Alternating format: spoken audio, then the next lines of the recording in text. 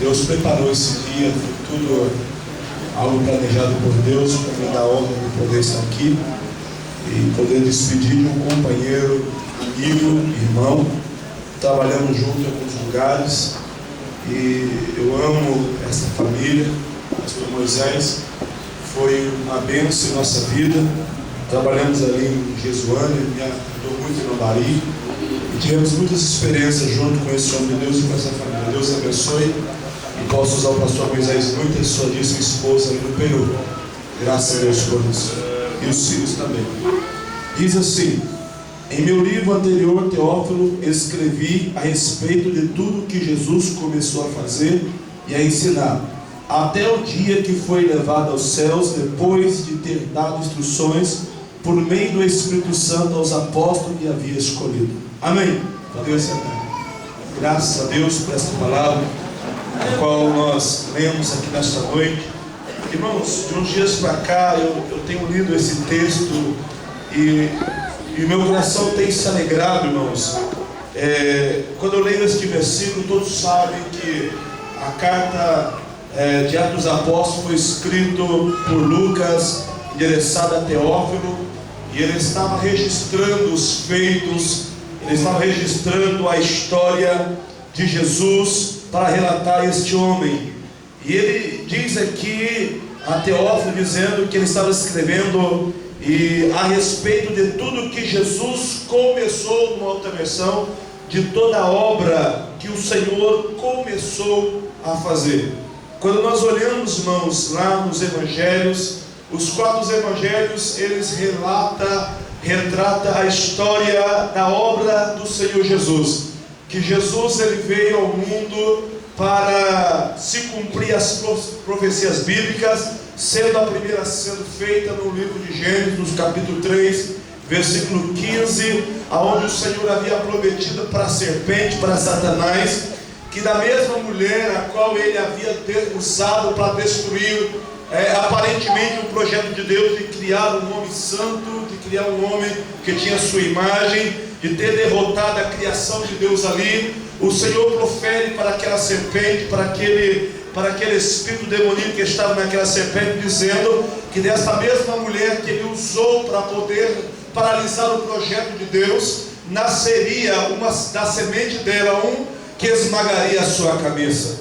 E agora nós encontramos os evangelhos narrando a história do nascimento do nosso Salvador, daquele que veio para poder esmagar a cabeça do diabo, aquele que veio para novamente direcionar o homem até Deus. Nós sabemos que Jesus, ele começa nos ensinando que ele era o caminho, a verdade e a vida. Ele começa a direcionar o homem que havia se extraviado do caminho, da direção do céu, o homem que havia perdido a comunhão com Deus, o homem agora que havia assumido toda a natureza do diabo dentro de si, consigo a maldade, perdendo a santidade, perdendo o Espírito Santo, perdendo tudo que de bom que havia de Deus dentro do homem, e agora tudo que era pervertido, tudo que era mal passa a reinar no coração do homem. E agora Jesus, ele se manifesta para poder destruir a obra do diabo, para poder destruir a natureza de Satanás, e não somente para destruir a natureza de Satanás que habitava dentro do homem, mas para restaurar, para perdoar os seus pecados e para religar novamente o homem até Deus, e o mais importante, trazer novamente Deus para dentro do homem. Por isso que eu acho lindo um texto quando o profeta Isaías, ele anuncia o nome do Senhor, um dos nomes do Senhor Jesus, e ele diz que o seu nome seria Emanuel, que significa Deus conosco, numa versão melhor, Deus dentro do homem. Porque no jardim do Éden, Deus habitava através do Espírito Santo dentro do homem, porque o homem, Deus quando criou o homem, ele tirou o que havia de dentro dele do seu Espírito e soprou dentro do homem. O homem perdeu tudo isso e agora novamente Deus, ele queria voltar a morar dentro do homem, porque a Bíblia diz que Deus não habita em templo feito pelas mãos humanas. Então o homem, quando o homem pecou, o Senhor não pôde mais atuar na vida do homem, mas agora Jesus vem, o Emanuel, ele veio para restaurar, ele veio para purificar o templo que estava imundo, e através do sangue derramado na cruz do Senhor Jesus Cristo, ele começa a fazer a sua obra de regeneração, transformando o homem, transformando transformando o homem e agora lavando a casa novamente, regenerando a casa novamente, para que em Atos dos Apóstolos, agora no capítulo 1, no versículo 8 e no capítulo 2, o Espírito Santo pudesse voltar novamente a atuar dentro do homem. E agora a Bíblia começa a narrar toda a história dos quatro evangelhos, da manifestação de Jesus Cristo aqui na cruz. Ele ensina sobre o perdão, ele ensina sobre a santidade, ele começa a curar os leprosos, ele começa a curar os cegos, ele começa a curar os mudos, ele começa a restaurar os cativos, os oprimidos, ele começa a ensinar o caminho do céu, ele começa a ensinar como deveria ser um cidadão que vai morar no céu, ele começa a ensinar como eu proceder, como eu andar, como eu agir, como eu vestir, como eu falar daqueles que aceitaram ser participantes do seu reino. Ele começa uma obra maravilhosa e agora nós encontramos no final dos evangelhos o Senhor Jesus sendo levado para o Calvário, sendo levado para a cruz, e quando ele é crucificado ele dá um brado maravilhoso, a qual ele diz: está consumada a obra redentora. E quando ele dá o brado está consumado, ele está dizendo agora que foi consumado toda a redenção da humanidade, o homem está religado a Deus novamente, o acesso para o céu está ligado, e agora que o diabo não teria mais domínio, a natureza de Satanás não mais dominaria a humanidade e aqueles que aceitassem Cristo como seu Salvador. E agora Paulo começa a ensinar no capítulo 6, versículo 14 do livro de Romanos, nos ensinando que o pecado agora que dominava o homem, que estava sobre o homem, agora não teria mais domínio sobre a humanidade. E agora nós encontramos o Senhor fazendo toda a obra. Só que o livro de Atos, Lucas, ele fala algo aqui que me chama a atenção. Ele diz: eu comecei a escrever a obra que o Senhor começou, mas não diz que terminou. O que me chama a atenção é que Deus, o Senhor Jesus, começou ali em Israel, lá em Jerusalém, a fazer uma obra linda dentro do homem, mas ele não terminou ainda esta obra. Ele foi para o céu, e agora um pouquinho antes dele ir para o céu, ele reúne 500 pessoas. Ele diz agora: olha, vocês vão para Jerusalém e não se ausente de lá até que do alto seja revestido de poder. E diz ainda mais o Senhor Jesus Cristo: ide por todo o mundo e pregai o evangelho a toda a criatura. Eu vou para o céu, mas vocês continuam a minha obra dentro do homem redentor, ela vai continuar. A minha obra de curar o homem na alma e no corpo físico, ela vai continuar. A minha obra de restaurar o homem, de perdoar o pecado do homem, vai continuar através de vocês. E eu louvo a Deus nesta noite, irmãos, pela despedida do pastor Moisés, porque aquilo que começou com Jesus lá em Jerusalém vai chegar lá no Peru através do pastor Moisés. A obra que o Senhor começou a fazer, os peruanos agora vão ter conhecimento que Jesus cura, que Jesus perdoa pecado. A obra que ele começou a fazer, ele começou a perdoar pecado de pecadores. Jesus, ele começou a fazer uma obra de trazer o homem de volta para Deus, e os peruanos vão saber que o Senhor Jesus morreu na cruz para restaurá-los, para dar uma nova vida, para quebrar o aguilhão do pecado, para arrebatar as vossas almas do inferno, através do pastor Moisés. A obra do Senhor que começou em Jerusalém e foi dado um grande prado lá no Calvário, vai continuar agora. É por isso que você lê o livro de Atos dos Apóstolos, em quase todos os livros, as cartas que Paulo terminou, que escreveu, no final está escrito assim: amém. Mas o livro de Atos não tem a palavra amém. O livro de Atos, a sua história foi feita, mas ela não está concluída, ela não está terminada.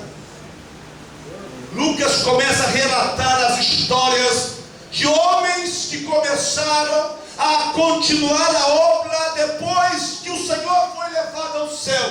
Ele relata a história de Paulo, ele relata a história de Barnabé, ele relata a história de Estevão, ele relata a história de Pedro, ele relata a história de alguns homens que foram continuando Senhor. E agora, irmãos, esse livro ainda não está sendo mais escrito num papel, mas esse livro está ainda sendo escrito no livro do céu. As histórias de grandes homens que já perambularam por esta terra, homens que deixaram uma história, marcaram o anel da história, homens que já estão no Senhor, mas a sua história foi escrita no anel, foi escrito pelos séculos, e são contados, e são lidos, e são estudados por muitos teólogos, homens que perambularam por esta terra, que continuaram a obra do Senhor, e o seu nome está registrado no céu e aqui na terra. E agora nós estamos vendo mais um homem de Deus, que a sua história vai ser contada, a sua história vai ser registrada no céu e vai ser registrada aqui na terra,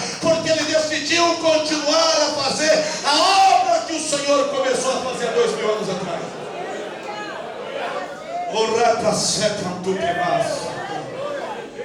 O meu nome e o seu nome não está aqui no livro de Atos, mas está escrito no livro de Atos de Deus. Deus está registrando a minha história e a tua história.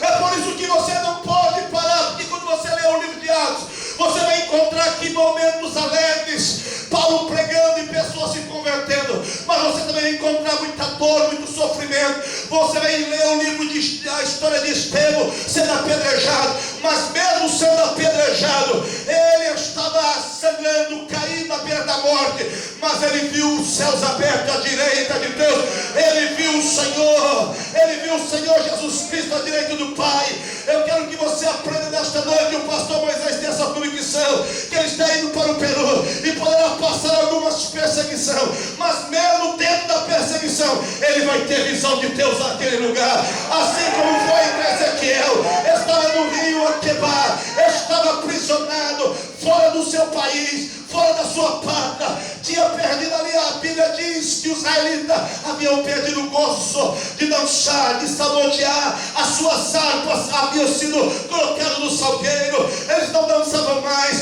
porque não estava mais na sua casa, não estava mais ali diante do templo do Senhor, eles haviam perdido. Mas a Bíblia diz que no meio de toda esta tragédia, Ezequiel diz: eu tive visão de Deus. E nos momentos mais difíceis do pastor Moisés, quando enfrentaram ali perseguição em toda a universidade, no meio dessas dificuldades, o Senhor vai abrir o céu para ti, e tu vai ter visão de Deus naquele lugar.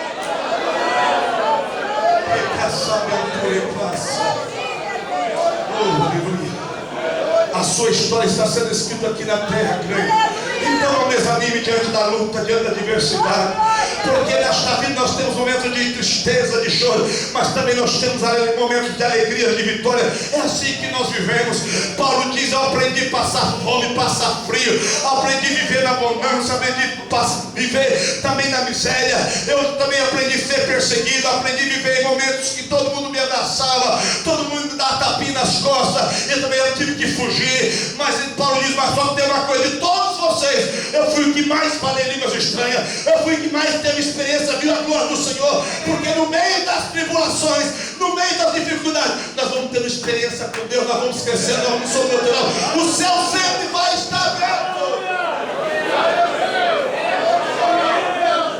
Ora sempre eu não passo, queimando faz. Por isso eu acho que nesse texto, irmão, a obra que o Senhor começou. Sabe por que eu estou alegre? Porque todos nós que estamos aqui, irmão, fomos chamados para poder continuar a obra do Senhor Jesus. Isso é uma honra. Às vezes tem muitas pessoas que não valorizam estar aqui, tem muitas pessoas que não sabem o que é estar aqui, irmão.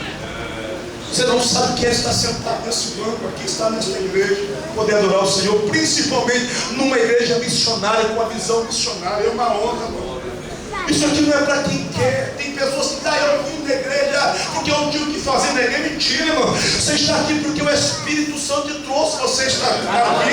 Você está aqui, irmão. Não foi porque você amou a Deus, porque você escolheu a Deus, irmão. Foi Ele que te amou, foi Ele que te escolheu. Você é um projeto de Deus para uma grande obra. O Senhor, antes de você ser um embrião, antes de você, a sua tataravó pensar em existir, Deus já te conhecia, Ele já te amava, já tinha um plano na tua vida.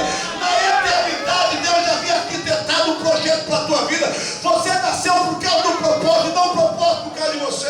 E Deus deu um chamado para a tua vida, para as nações. Deus deu um chamado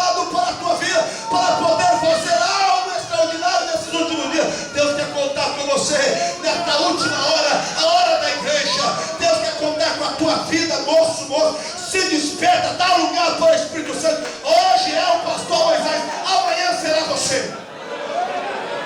Amanhã será você. Hoje estamos despedindo do pastor Moisés e da irmã Elda, mas amanhã vamos estar despedindo de você, e quem sabe será eu também, porque o Senhor tem pressa. O Senhor tem pressa, está buscando onde estão mais vasos. Ainda está ressoando aquela palavra profética da mulher que dizia: meu filho, busca mais vasos, está acabando os vasos, o azeite está derramando, busca mais vaso. E a Bíblia diz então, como diz: mamãe, não tem mais vaso, mamãe. E a Bíblia diz que o azeite não acabou, ele parou porque não tinha mais vaso. Enquanto houver homem e mulher disposto a querer ser usado, vai ter unção, vai ter glória, vai ter poder, vai ter unção, vai ter glória, vai ter poder. Enquanto tiver alguém querendo ser usado, vai ter unção de Deus sendo derramado naquele lugar.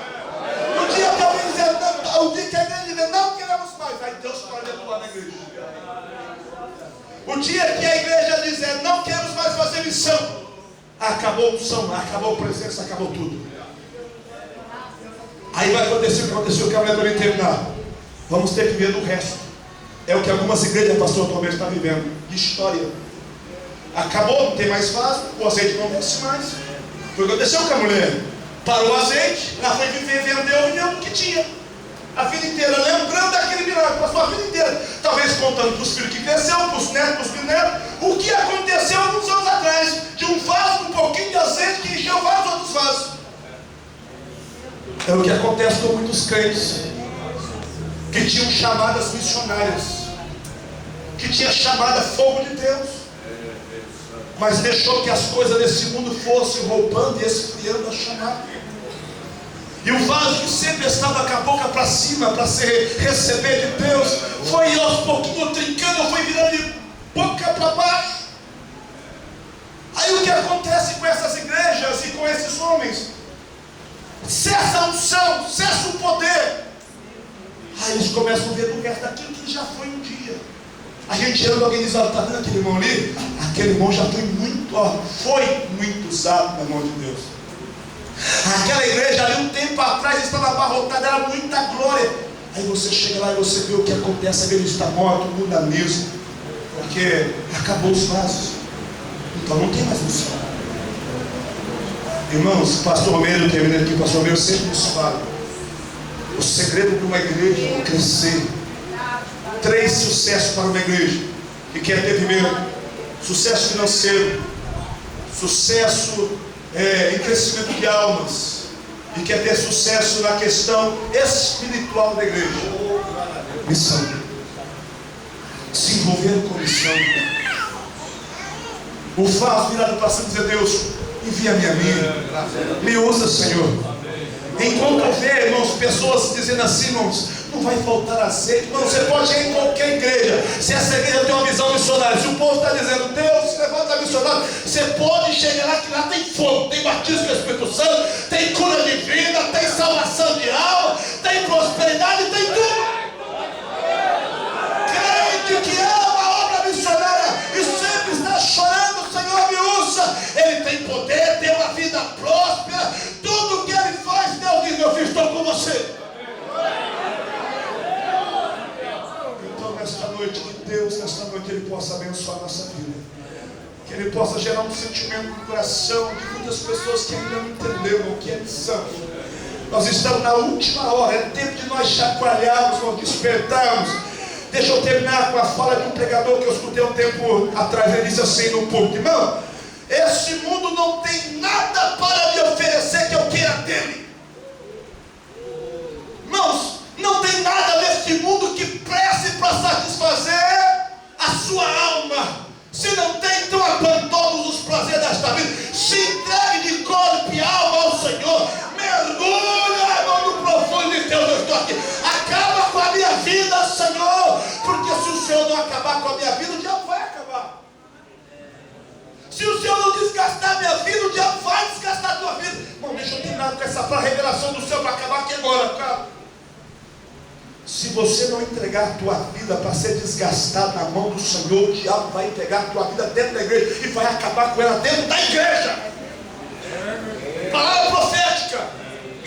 Tu vai ser um perseguidor de homens de Deus. Tu vai ser aquele semeador de contenda e de fofoca dentro da igreja. Porque se não der lugar para o Espírito, dá lugar para o diabo.